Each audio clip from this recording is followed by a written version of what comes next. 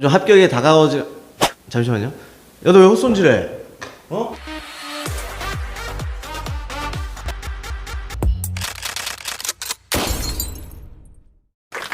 아, 감사합니다. 기초 디자인은 광고라고 생각해야 돼요. 광고. 소고기를 이렇게 먹을 때 칙칙 해서 맛있네. 뭐 이것보다는 칙칙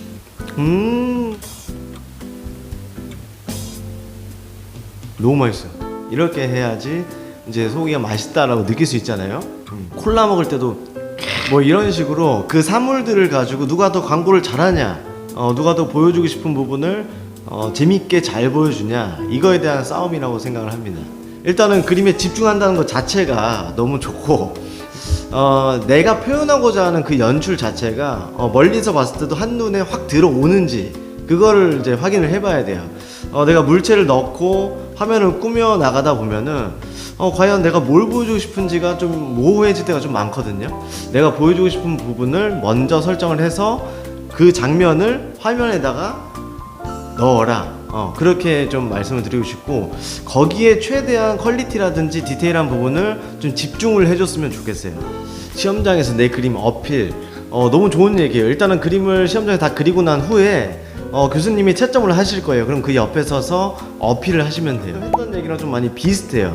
예를 들면 내가 내 의도대로 연출을 잘 보여줬고 하도를 짰어요. 그러면 일단 첫 번째로는 성공을 한 건데, 이제 더 나아가서 1등이 압도적으로 좀 1등이 되기 위해서 노력해야 되는 건 뭐냐면, 내 의도가 드러나게 짰다면 이제 거기에서 이제 채색을 했을 때도 빛과 어둠이 좀 선명하게, 내 의도가 좀 명확히 드러나게끔 채색을 해줘야 되고, 그리고 어떠한 일이 일어나겠죠. 분명히 어떠한 일이 일어날 텐데 그 상황에서 더 추가적인 표현들도 생각이 날 거고, 그리고 그 상황에서 어떤 형태적인 변형들도 조그만 거라도 좀 일어날 거고, 이런 것들이 있을 텐데 그 부분들을 좀 더 디테일하게 표현을 하려고 노력을 한다면은 시험장에서도 분명히 보일 거예요.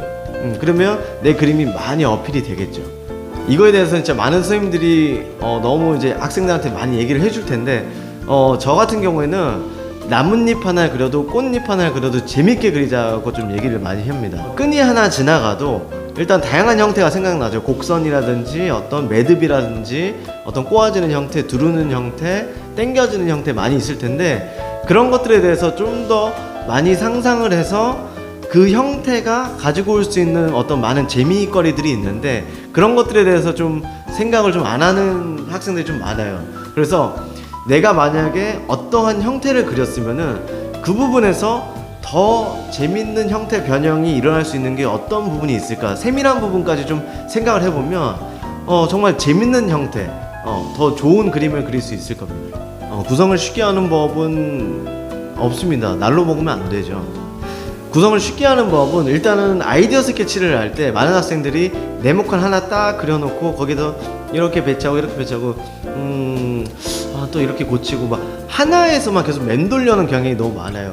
그렇기 때문에 먼저 제시물이 있으면 제시물과의 관계, 또는 그 둘의 어떤 상호작용을 먼저 그려보고 단순화해서 또 많이 그려봐야 돼. 단순화해서 그려본 다음에 내가 보여주고 싶은 연출이 있으면 그거에 대해서 여러 가지 시점으로, 또는 이제 화면을 그 부분에다가 이제 크롭을 해서 잘라 보면서 좀 여러 가지 다양한 시점으로 나올 수 있는 구성이 될 수 있어요. 근데 하나에서만 맴돌면은 이제 거기에서 멈춰져 있기 때문에 너무 좀 쉽지 않은 구성이 될 수가 있죠.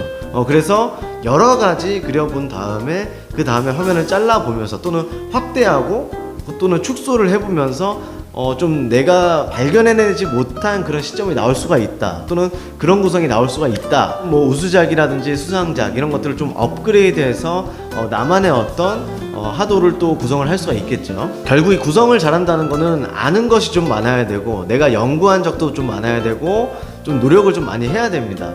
절대 쉽게 구성이 되진 않아요. 그렇기 때문에 어쨌든 아는 것이 좀 많아야 된다는 거 좀 알아두시면 좋겠어요. 뭐 시험을 보다 보면은 이거를 이 시간에 했나 이런 느낌이 드는 그림들이 있죠. 근데 그 그림들 같은 경우는 공통점이 헛손질을 안 했다고 볼 수 있어요. 채색을 할 때 헛손질을 안 하기 때문에 빠른 시간 안에 효과적으로 내가 구상한 연출에 대해서 그 모습이 일단 확 드러나질 거고, 그 다음에 세부적인 퀄리티를 높이는 거죠. 그렇기 때문에 시간 안에 진짜 이게 가능한가 싶을 정도의 그림들도 충분히 헛손질을 안 하고 체계적으로 계획을 잘 세우면 나올 수 있습니다.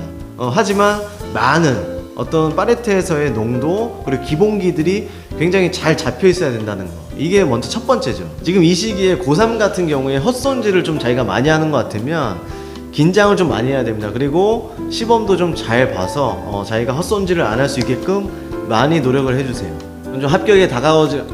잠시만요. 야, 너 왜 헛손질해?